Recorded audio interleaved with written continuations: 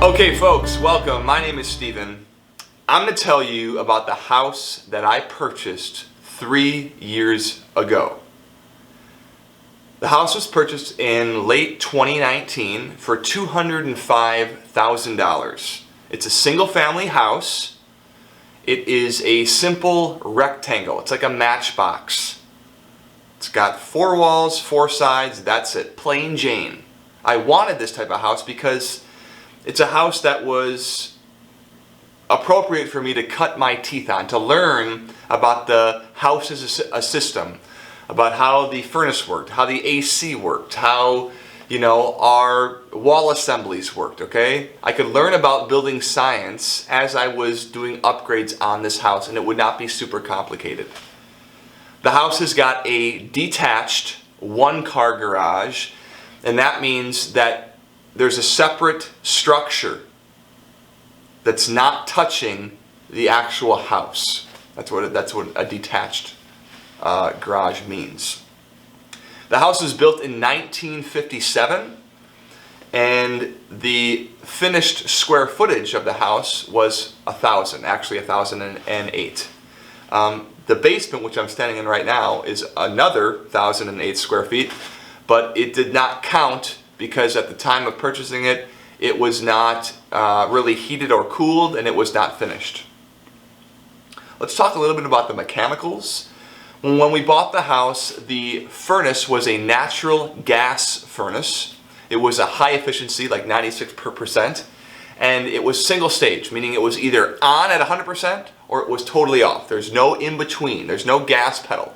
Either pedal to the floor or pedal off, all right? Which is an uncomfortable way to heat your house, and we'll get to that later. But the output of the furnace was in 80,000 heat units. They're called BTUs, okay?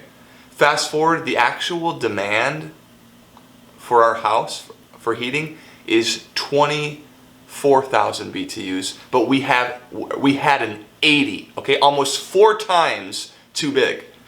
Next, we had a 2-ton air conditioner. That was a single-stage air conditioner that was retrofitted onto the house when we had purchased it.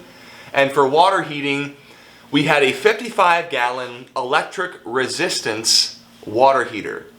If you don't know, electric resistance for water heaters is a super expensive and inefficient way to heat water, okay? When we purchased our house, there was no insulation in the exterior walls. Meaning if you punched a hole through the drywall in one of the bedrooms, there was going to be a 3.5-inch air gap between the drywall and the exterior, sheathing, okay? It was empty. You could stick your head down in there, like spit and it go down to the bottom. No insulation in the exterior walls. The windows were the original windows of the house from 1957. They were single pane wooden windows. There were also storms on the outside. Those condensed like crazy in the wintertime.